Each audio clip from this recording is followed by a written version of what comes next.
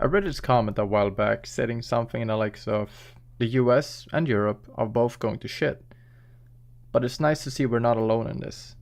And what it meant was that the mass immigration happening in one country and one continent is a shared issue, and we both are trying to find a solution for it. Well, not really finding one, but we both share the same issue. And this caught me a bit off guard, right? Because there isn't really a good source to find information from Europe, right? Like people from the US, they have this very domestic thinking, right? They just think about the US because it's so big, right? But Europe is very important for the US too. I mean, of course, the US has more influence over Europe than Europe has over the US, but it is still very important to see what is happening over there too. And I am really interested in what is happening in the US because it has a vast effect on Europe as a whole.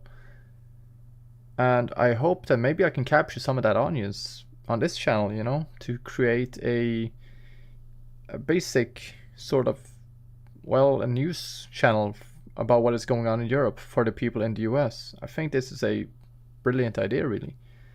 And what I mean by doing this video, or rather what I mean to do with this video, is to actually show you what's going on currently in Europe and what is going on in Sweden more specifically.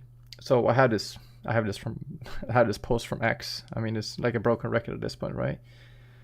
And I quote from Vicegrad24: "Woman gravely wounded after a hand grenade is thrown into a grocery store in the Swedish city of Södertälje, where a major gang war is currently raging." So basically, this is a very immigrant-heavy city.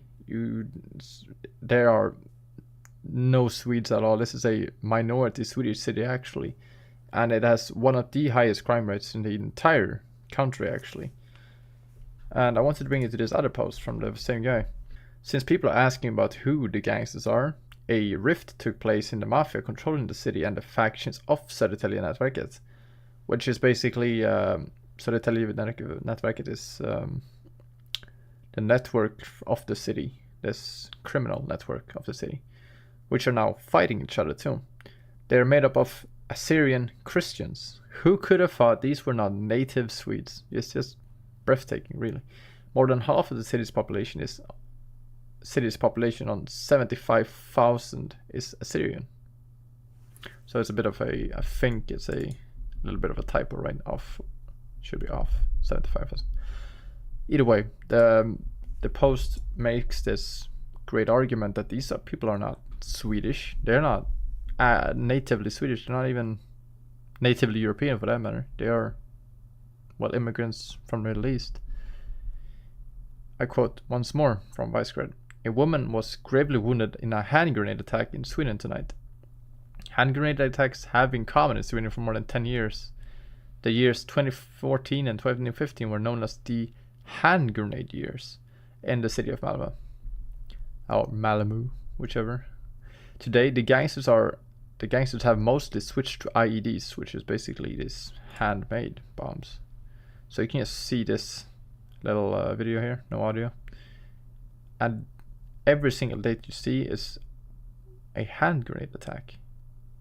So this was 2015. You can just see how many attacks were just hand grenade attacks. It's insane. I had this little article too from a Swedish newspaper. Tens of people were in the store when the hand grenade went off. Tens of people. It's just a normal, grocery store. And yet something like this happens in a country that was used to be very safe, right? This was something that could never possibly happen. Yet it happens in Sweden with a very the probability of something happening like this in Europe is pretty small, right? But in Sweden it's a lot higher than any other European country, which is very interesting, right?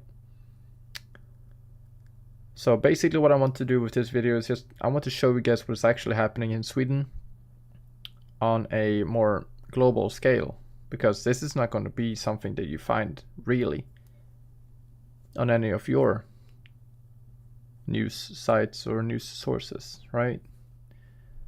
I think I'll leave it there. See you in the next video.